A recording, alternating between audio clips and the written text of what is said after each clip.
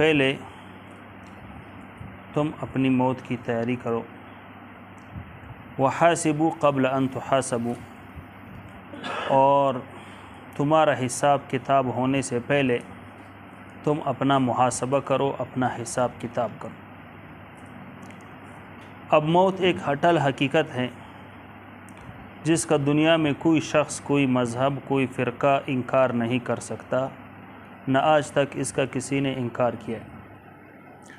بلکہ لوگوں نے تو اللہ تبارک و تعالیٰ کا بھی انکار کیا، نبی علیہ الصلاۃ والسلام کی رسالت کا بھی انکار کیا، معجزات کا انکار کیا، قرآن پاک کا انکار کیا۔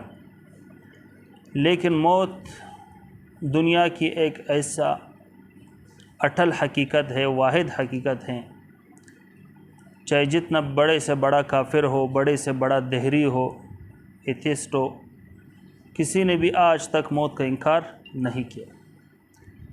یہ دنیا کا واحد سچ ہے جس کو سب تسلیم کرتے ہیں کہ موت برحق ہے، موت لازمی آئے گی۔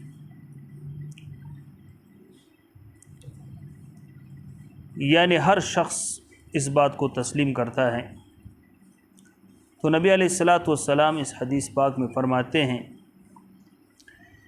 کہ تم مرنے سے پہلے مرو، موتو، مر جاؤ، قبل ان تموتو، مرنے سے پہلے مر جاؤ۔ اب اس حدیث کا علماء اکرام نے دو مطلب بیان کیے ہیں۔ مرنے سے پہلے مرنے کا مطلب کیا ہے؟ ایک مطلب تو یہ بیان کیا ہے، یعنی کہ آپ کا جو نفس ہے، جو آپ کو خواہشات کی طرف ورغلاتا ہے، آپ کو گناہوں کی طرف مائل کرتا ہے، اور آپ کو اللہ تبارک و تعالیٰ کی معصیت اور نافرمانی کی طرف لے جاتا ہے، تو اس نفس کی جو خواہشات ہے اس کو کچل ڈالو، اس کو مار دو۔ مرنے سے پہلے اس نفس کی خواہشات کو مار۔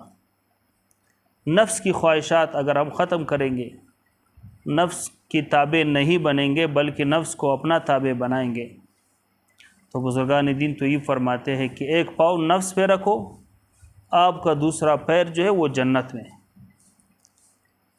ہم کیا کرتے ہیں؟ اپنے نفس کے غلام بن جاتے ہیں۔ نفس ہمیں جس طرف لے جانا چاہتا ہے ہم اسی طرف اس کے پیچھے پیچھے ہوتے ہیں۔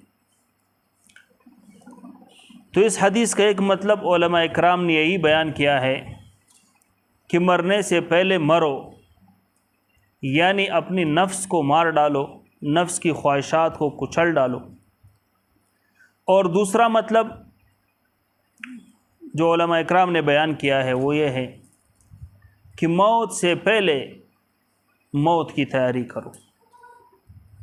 یعنی تمام مسلمانوں کا اس بات پہ عقیدہ اور نظریہ ہے کہ ایک دن ہم نے مرنا ہے، مرنے کے بعد پھر قبر ہے، اور قبر میں سوال و جواب ہے، اور قبر سے پھر دوبارہ اٹھیں گے، میدان حشر لگے گا، وہاں پہ سوال و جواب ہوگا۔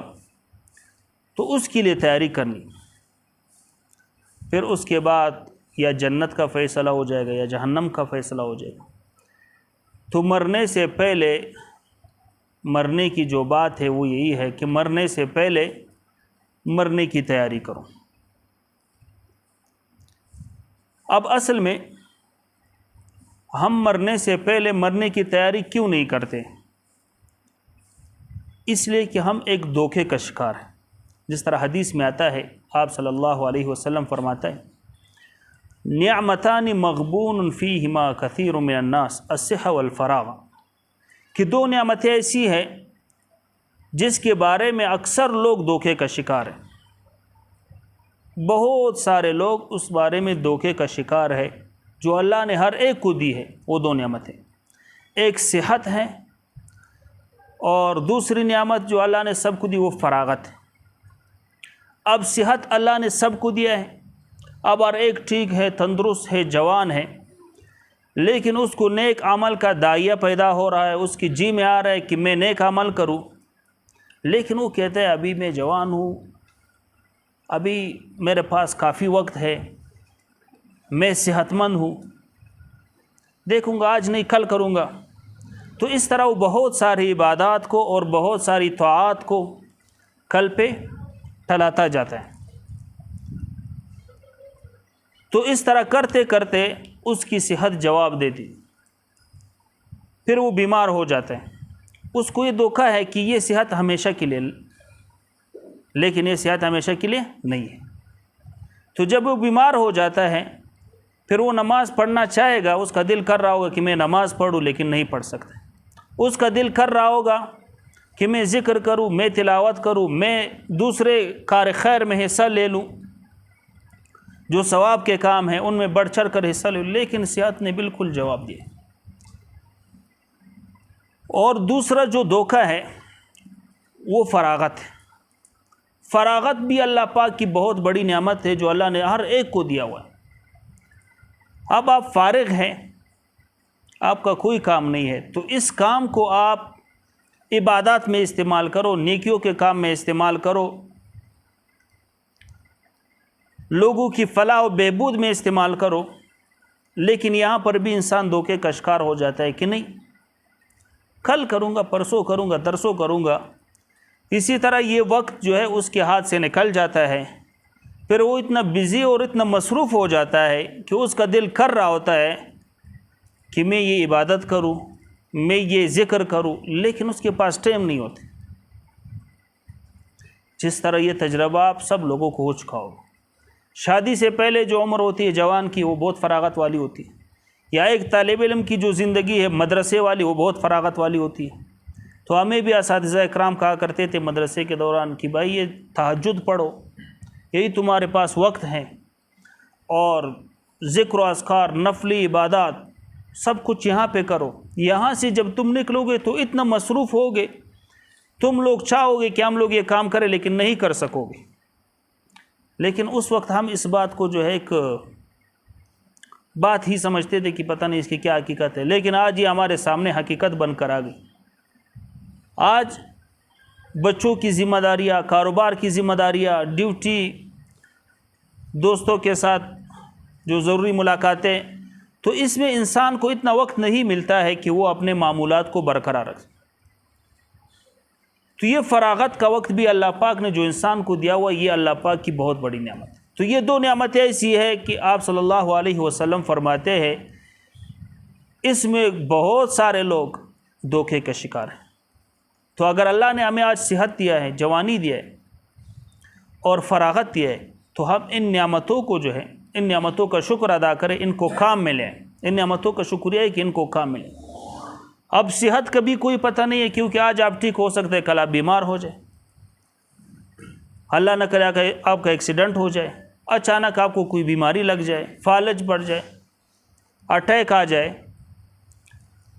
اسی طرح فارغ ہو آج، کل آپ کی مصروفیت ہو سکتا ہے ہو جائے۔ تو آج جو اللہ نے آپ کو جو دیا ہے اس پہ اللہ کا شکر ادا کریں، اس کو کام میں لیں۔ تو مرنے سے پہلے ہم مرنے کی تیاری اس لیے نہیں کرتے، ہم یہ سمجھتے ہیں کہ بھائی فلان آدمی مر گیا، اس کو تو یہ بیماری تھی، اس کا تو ٹائم پورا ہو گیا تھا، وہ تو بوڑھا ہو گیا تھا، اس کو تو اٹیک آ گیا تھا، اس کو تو شوگر اور فالج ہو گیا، یعنی وہ مر گیا، میں نہیں مروں گا، اس کو چیزیں ہوگی مجھے نہیں ہوگی۔ تو لہٰذا اس وجہ سے ہمیں آخرت کی فکر نہیں ہوتی ہے، مرنے کی فکر نہیں ہوتی۔ تو آپ علیہ الصلاۃ والسلام اس حدیث میں ہمیں ترغیب دے رہے ہیں کہ مرنے سے پہلے مرنے کی تیاری کرو، موت کسی بھی وقت آ سکتے، اس کی تیاری کیا ہے؟ یعنی آخرت کے لیے اپنے ذخیرہ اعمال جمع کرو، آخرت کی فکر ہو، اللہ تعالیٰ کے سامنے پیش ہونے کا خوف ہو، یہ آخرت کی تیاری ہے۔ بہلول مجذوب جو بہت بڑے بزرگ گزرے، مجذوب تھے، دیوانہ ٹائپ کے، جس کے پیچھے بچے بھی بھاگتے تھے اور نعرے لگاتے تھے، اس کو تنگ کرتے تھے، جس طرح ہمارے زمانے میں بھی مجذوب ہوتے ہیں۔ تو یہ ہارون الرشید بادشاہ کے زمانے میں تھا بہلول مجذوب، بہلول دانا بھی اس کو بولتے تھے، کیونکہ وہ جو بھی باتیں کرتے تھے بہت دانائی والے اور بہت عقل مندی والے باتیں ہوتے تھے۔ تو ہارون الرشید نے اپنے دربار میں اعلان کیا تھا کہ بہلول مجذوب جب بھی آ جائے، ان کو اجازت ہے میرے دربار میں، ان کو اجازت لینے کی ضرورت نہیں ہے، بس ان کو چھوڑا کرے، جب بھی آ جائے مجھ سے ملاقات کی۔ تو بہلول مجذوب بھی کبھی کبھی ہارون الرشید کے دربار میں جاتے تھے ان کو نصیحت کرنے کے لیے۔ تو ایک دفعہ بہلول مجذوب جب ہارون الرشید بادشاہ کے دربار میں گئے، وہاں پہ دیکھا ہارون الرشید بادشاہ کے دربار ہاتھ میں ایک چھڑی تھی، ایک ڈنڈا تھا چھوٹا سا۔ تو ہارون الرشید بادشاہ نے جو ہے اس چھڑی سے جو ہے بہلول کو چھیڑتے ہوئے کہا کہ بہلول، یہ جو چھڑی ہے نا، یہ تم اس آدمی کو دینا جو تم سے زیادہ بیوقوف ہے۔ یعنی ہارون الرشید نے یہ بہلول مجذوب کو ایک قسم کا چھیڑا، ایک قسم کا تانا دیا کہ تم بہت زیادہ بیوقوف ہو، تم سے تو زیادہ کوئی بیوقوف آدمی ہے نہیں، تو یہ چھڑی اس کو دینا جو تم سے زیادہ بیوقوف۔ تو بہلول دانا نے اس چھڑی کو اپنے پاس رکھا اور کوئی بات نہیں کی۔ خیر کئی سال گزر گئے درمیان میں۔ ایک دن بہلول دانا کو پتہ چلا کہ ہارون الرشید بیمار ہے، تو یہ اس کی طبیعت پرسی کے لیے دربار میں تشریف لائے۔ تو ہارون الرشید سے پوچھا کہ کیسی آپ کی طبیعت؟ ہارون الرشید نے کہا کہ میری طبیعت جو ہے کافی خراب ہے، طبیعت میری ٹھیک نہیں ہے اور میں بہت زیادہ پریشان ہوں، کیونکہ مجھے بہت لمبا سفر درپیش ہے، آخرت کا سفر درپیش ہے، اور میں نے کوئی تیاری نہیں کی ہے۔ آخرت ہے، حساب کتاب ہے، تو اس کے لیے میں بہت زیادہ پریشان ہوں۔ تو بہلول دانا نے کہا کہ آپ کیوں پریشان ہو؟ آپ تو بادشاہ ہو، آپ تو سب کچھ کر سکتے ہو، تو اس طرح کرو، کوئی لشکر وہاں پہ بھیجو تاکہ پہلے سے آپ کے لیے ادھر انتظامات کرے، خیمے میں بھیجو، خادم بھیجو، کنیزیں بھیجو، تاکہ آپ کے لیے ادھر خدمت وغیرہ کا انتظام۔ اس نے کہا کہ تم واقعی بیوقوف، وہ آخرت ہے، وہاں پہ جو بھی جاتا ہے تو اکیلا ہی جاتا ہے، کسی کو بھی ساتھ نہیں لے جا سکتا، نہ کوئی فوجی، نہ کوئی لشکر، نہ کوئی سونا چاندی، نہ کوئی دولت، وہاں پہ ہر ایک نے اکیلے ہی جانا ہوتا ہے۔ تو پھر بہلول دانا نے کہا کہ دنیا میں تمہیں دیکھتا تھا، جب آپ کو کوئی سفر درپیش ہوتا تھا، اگرچہ 3 دن کا آپ کا سفر ہوتا، لیکن آپ 1 مہینے سے پہلے اس کی تیاری شروع کر دیتے تھے، اور ایک لشکر کو بھیجتے تھے کہ جا کر اس جگہ کا جائزہ لے کہ وہ جگہ محفوظ ہے یا نہیں، اور وہاں پہ انتظامات کرتے تھے، پانی ہے یا نہیں ہے، کھانے پینے کا کیا انتظام ہے، خیمے لگواتے تھے، اور مہینوں تک آپ کی تیاری چلتی تھی۔ حالانکہ وہ 3 دن کا سفر ہوتا تھا یا 4-5 دن کا سفر ہوتا تھا، اور ایک آخرت کا جو اتنا لمبا سفر ہے اس کے لیے آپ نے کوئی تیاری نہیں کی۔ تو پھر اس نے جو وہ چھڑی جو اس کو ہارون رشید نے دی تھی، وہ چھڑی نکالی، کہتا ہے معذرت کے ساتھ میں بہت تلاش کرتا رہا کہ مجھ سے زیادہ بیوقوف کوئی آدمی مجھے ملے، لیکن مجھے نہیں مل رکھا تھا، آج مل گیا کہ وہ بیوقوف آدمی تم۔ ہارون رشید بادشاہ کو وہ چھڑی واپس کی، تمہاری امانت ہے، تم نے کہا تھا جب تم سے زیادہ بیوقوف آدمی تمہیں ملے تو اس کو دے دینا، تو مجھ سے زیادہ بیوقوف آدمی تو آپ۔ دنیا کے معمولی سفر کے لیے تم اتنی زیادہ تیاریاں کرتے تھے، اور آخرت کی جو اتنی لمبی سفر درپیش ہیں اس کے لیے تمہارے پاس کوئی تیاری نہیں۔ تو دراصل ہم سب بیوقوف، ہم آخرت کے لیے ہم نے کیا تیار کیا؟ جو اتنا لمبا سفر ہے ہم نے اس کے لیے کیا عمل؟ دنیا کا اگر ہم چھوٹا سا مکان تیار کرتے ہیں تو اس کے لیے کتنے سال محنت کرتے، حالانکہ ہمیں پتہ ہے کہ اس دنیا میں ہم نے ہمیشہ کے لیے نہیں رہنا ہے، عارضی دنیا ہے۔ اور دنیا کا اگر کوئی ہم سفر کرتے ہیں، کراچی جاتے ہیں، لاہور جاتے ہیں، تو اس کے لیے ہم 2-3 ہفتے پہلے سے تیاریاں شروع کرتے ہیں، ٹکٹ کی بکنگ کرواتے ہیں، اور وہاں پر جو ہمارے دوست احباب ہیں ان کو ہم بتاتے ہیں کہ بھائی ہمارے تیاری کرو۔ یا ادھر عمرہ یا حج کے سفر پہ جاتے ہیں تو کتنے مہینے پہلے جو ہم اس کی تیاری شروع کر دیتے ہیں، لیکن آخرت کا جو اتنا بڑا سفر ہے، لمبا سفر ہے، اس کے لیے ہم نے کوئی تیاری نہیں کی۔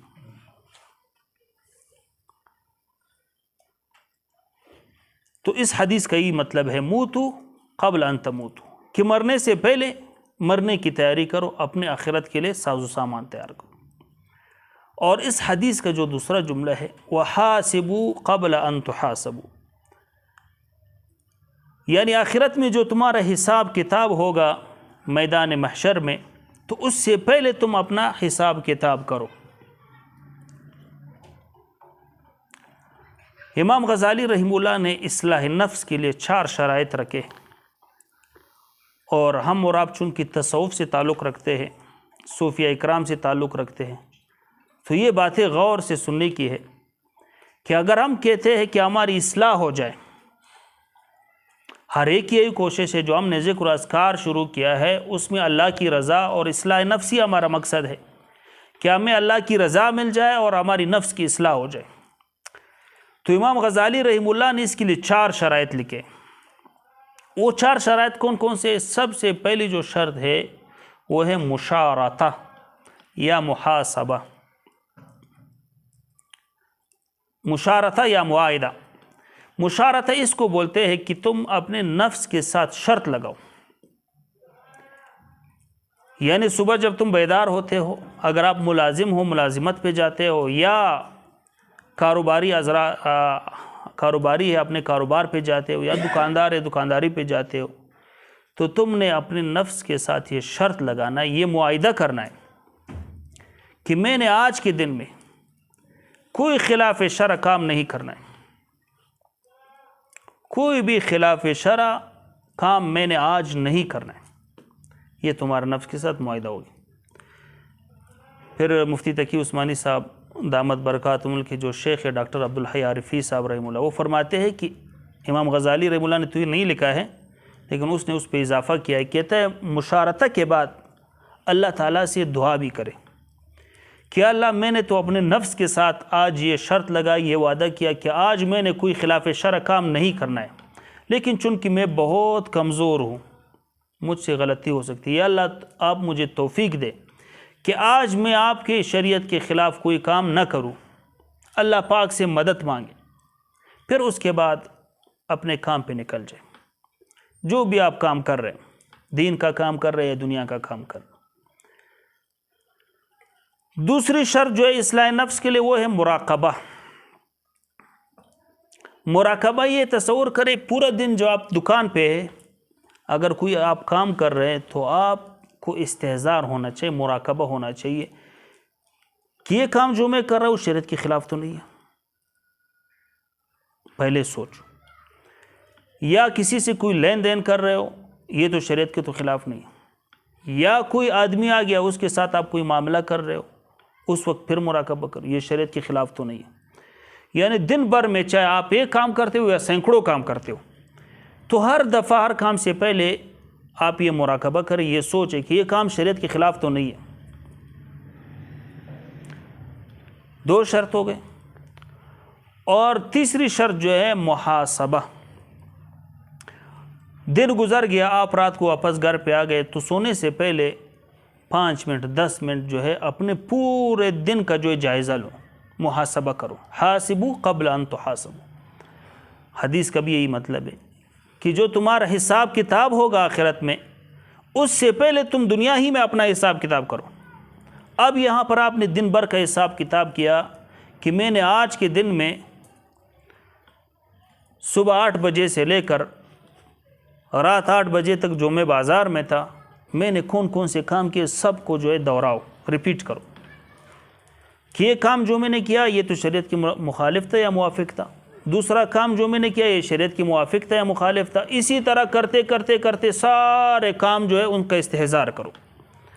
اب یہاں پہ دیکھو، اگر آپ نے جو ہے پورے دن میں تمام کام شریعت کے مطابق کیے تو آپ اس پر اللہ کا شکر ادا، اللہم لک الحمد و لک الشکر، یا اللہ آپ کی شکر ہے کہ آپ نے آج کے دن جو ہے مجھ سے کوئی خلاف شرع کام نہیں لیا، میں نے تمام کام آج شریعت کے مطابق کیے۔ لئن شکرتم لازیدہ، اللہ پاک فرماتے ہیں اگر تم شکر ادا کرو تو میں اس پہ مزید اضافہ کروں گا۔ لیکن اللہ نہ کرے اگر پورا دن جو ہے 1 یا 2 کام ایسے ہوئے ہیں جو شریعت کے خلاف آپ سے سرزد ہوئے، تو پھر چوتھا کام آپ نے کیا کرنا ہے؟ معاقبہ۔ آپ نے اپنے نفس پہ سزا جاری کرنا ہے۔ کیا کرنا ہے؟ نفس پہ سزا جاری۔ اب نفس پہ جو سزا جاری ہوتا ہے وہ مالی بھی ہوتا ہے اور جسمانی بھی ہوتا ہے۔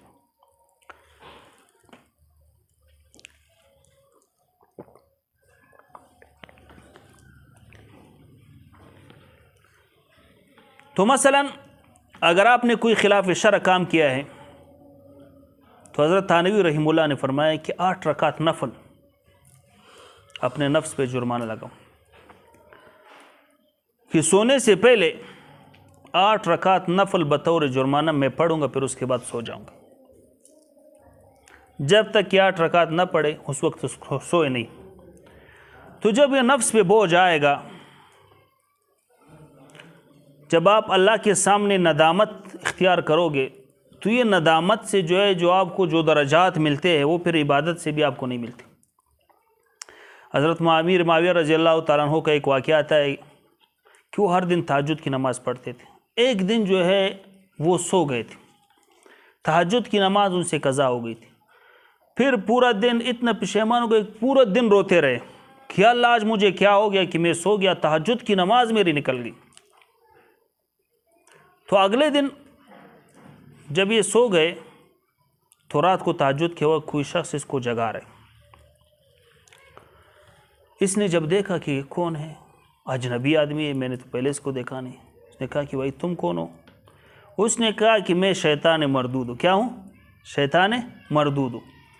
کہتے ہیں شیطان مردود ہو تو مجھے تہجد کے لیے کیوں جگا رہے ہو؟ تمہارا کام تو لوگوں کو تہجد سے روکنا ہے، تم تو مجھے تہجد کے لیے اٹھا رہے ہو، تم کب سے نیک بن گئے ہو؟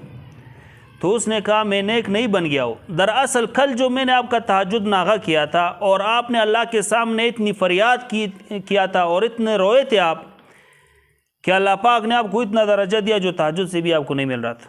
تو میں نے سوچا یار یہ تو میرا نقصان ہے، اگر آج پھر سو گیا تو کل پھر روئے گا، پھر اس سے اور درجہ بلند ہوگا۔ تو میں نے کہا اس سے تو اچھا ہے ان کو تہجد کے لیے اٹھاؤ۔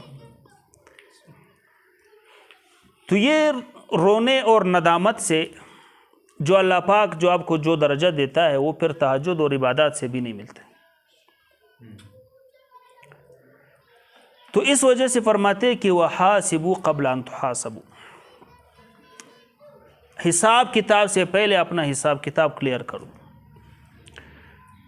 تو یہ جو 4 شرائط امام غزالی رحمہ اللہ نے لکھے ہیں وہ کون کون سے؟ سب سے پہلے مشارطہ، اپنے نفس کے ساتھ شرط لگانا ہے کہ آج کے دن میں نے کوئی کام خلاف شرع نہیں کرنا۔ اور جو دوسرا کام ہے وہ ہے مراقبہ، کہ آج کے دن میں جو بھی کام کرے گا اس میں پہلے غور فکر کرے گا یہ شریعت کے موافق ہے یا نہیں۔ اور تیسرا پھر رات کو محاسبہ، کہ میں نے حساب کتاب کرنا ہے اپنے نفس کے ساتھ کہ یہ جو میں کام کر رہا ہوں یہ صحیح بھی ہے یا نہیں، میں نے جو کیا آج کتنے دن صحیح کیے کام اور کتنے دن آج کے دن کتنے کام غلط کیے، اس کا حساب کتاب۔ اور اگر صحیح کیا ہے تو اس پہ اللہ کا شکر، اور اگر غلط کیا تو اس پہ چوتھا کام پھر کیا ہے؟ معاقبہ، اور اس کو سزا دینے نفس کو۔ پھر نفس کو جو سزا دینا ہے وہ اتنی بھاری بھی نہ ہو کہ نفس اس سے بدک جائے، بالکل اس سزا کو ادا کرنے کے لیے تیار ہی نہ ہو، اور نہ اتنی ہلکی ہو کہ نفس اس کو شوق سے ادا کرے۔ جس طرح کہ وہ کہتے ہیں کہ سر سید نے جو علی گڑھ میں یونیورسٹی بنائی تھی، وہاں پہ اس نے جو وہاں کے اسٹوڈنٹس تھے اس پہ شرط لگایا تھا کہ جو بھی نماز قضا کرے گا وہ 1 آنا جرمانہ ادا کرے گا۔ کیا کرے گا؟ 1 آنا جرمانہ۔ اب 1 آنا بہت کم تھا اس زمانے، تو جو غریب لوگ تھے وہ تو ادا کر رہے تھے نماز، جو امیر لوگ تھے وہ پورے مہینے کا جرمانہ ایک ساتھ جمع کرتے تھے، کہتے ہیں ہم نماز نہیں پڑھ سکتے جرمانہ دے۔ تو ایسا بھی جرمانہ نہ ہو کہ نفس جو ہے اس کو شوق سے ادا کرے، اس کو کوئی تکلیف نہ ہو، ایسا جرمانہ آپ اپنے نفس پہ لگا دو تاکہ جو ہے اس کو تھوڑی سی مشقت بھی ہو۔ تو اب دیکھو، اب یہی حال موبائل کے استعمال کرنے میں، آپ موبائل جب استعمال کرتے ہو تو اپنے نفس پر یہ 4 جو چیزیں ہیں اس کو لاگو کرو کہ یار آج پورا دن میں موبائل کو غلط استعمال نہیں کروں گا۔ پھر مراقبہ کرو، جو چیز موبائل کے اندر آ جائے کہتا ہے اس کو استعمال کرنا صحیح یا نہیں۔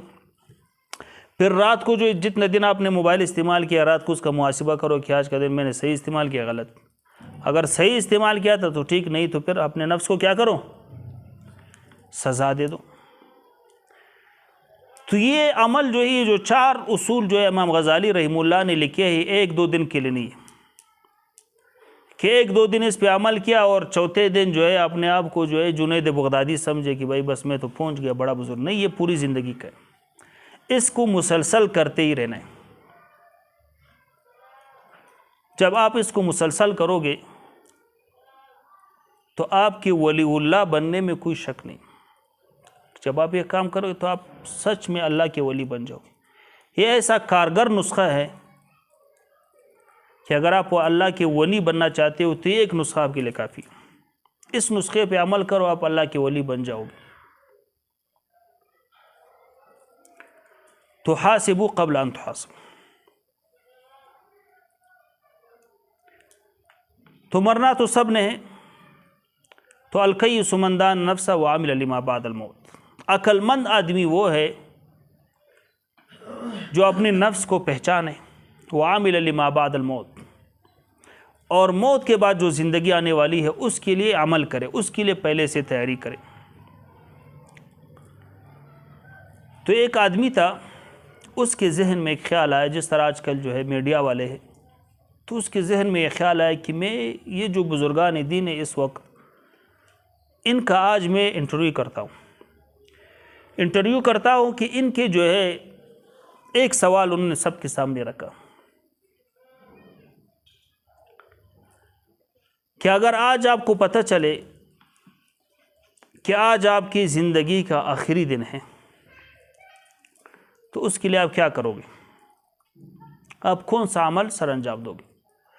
تو اس طرح کرتے کرتے جتنے بھی اس وقت کے محدثین تھے، محققین تھے، صوفیاء اکرام تھے، بزرگان دین تھے، سب سے جو یہ سوال پوچھا، کسی نے کچھ جواب دیا ہوگا، کسی نے کچھ دیا ہوگا۔ یعنی اس آدمی کا یہ خیال تھا کہ یہ جو بزرگان دین مجھے جو جواب دیں گے کہ اگر مجھے پتہ چلے کہ آج میری زندگی کا آخری دن ہے تو میں یہ عمل سر انجام دوں گا۔ تو اس آدمی کا یہ خیال تھا کہ وہ کوئی خاص عمل ہوگا، تو ان تمام بزرگوں کی تجربات سے میں جو ہے مستفید ہو کر کے پھر میں وہی عمل سر انجام دوں گا۔ تو ایک بزرگ تھے ابو نعیم رحمہ اللہ، ان کے پاس جب آئے، ان سے کہا کہ حضرت اگر آپ کو پتہ چلے کہ آج آپ کی زندگی کا آخری دن ہے، کل آپ مرنے والے ہو، تو آج آپ کون سے عمل کرو گے؟ ایک دن کا موقع۔ اس نے کہا کہ میرے جو نظام الاوقات ہے، میرے جو معمولات ہے، میں نے اپنا نظام الاوقات بنایا، اپنے ایک شیڈول بنائے، اس میں کسی تیسرے کام کی گنجائش بالکل موجود ہی نہیں۔ میں جو کام کرتا آ رہا تھا آخری دن بھی وہی کام کروں گا۔ انہوں نے کہا کہ حضرت یہ کیسے؟ کہتے ہیں ہاں، میں نے جو اپنا نظام الاوقات بنایا ہے وہ اس طریقے سے بنایا ہے کہ آج میری زندگی کا آخری دن ہے، یعنی میں نے پہلے ہی سے یہ سوچا ہے، میں ہر دن اپنی زندگی کے ہر دن کو اپنی زندگی کا آخری دن سمجھتا ہوں، تو میں نے شیڈول اپنا اسی طرح۔ تو ہم اور آپ بھی اپنا ہر دن جو ہے اپنی زندگی کا آخری دن سمجھے۔ ہمیں کیا پتہ کہ ہو سکتا ہے اسی لمحے اسی وقت ہمیں موت آ جائے، کوئی پتہ نہیں، کیونکہ ویسے بھی قرب قیامت کے علامات میں سے ہے کہ اچانک موت بہت زیادہ ہو جائے گی۔ تو ہر آدمی کی جو عمر ہے، کسی کی عمر 60 ہے، کسی کی 70 ہے، کسی کی 80 ہے، کیونکہ اس امت کی عمر ہی 60 اور 70 کے درمیان ہی ہے۔ تو یہی 60، اگر کوئی 60 میں مرتا ہے تو 60 سال کے بعد اس کی قیامت شروع ہو گئی، اگر کوئی 70 کے بعد مرتا ہے تو 70 کے بعد ہی اس کی قیامت شروع ہو گئی۔ قیامت کو ہم لوگ بہت دور سمجھ رہے کہ پتہ نہیں کب آئے گی، نہیں، جس دن آپ مر گئے آپ کی قیامت شروع ہو گئی، آپ سے حساب کتاب شروع ہو گیا، آپ کے لیے قیامت وہی ہے۔ قیامت کے انتظار میں نہ بیٹھے کہ قیامت تو ابھی تک دور ہے۔ تو اللہ تبارک و تعالی ہمیں موت سے پہلے مرنے کی تیاری کی توفیق عطا فرمائے، اور اپنے محاسبہ کی توفیق عطا فرمائے کہ ہم اپنی اصلاح کریں، اپنے آپ کا محاسبہ کریں۔ وآخر دعوانا الحمدللہ۔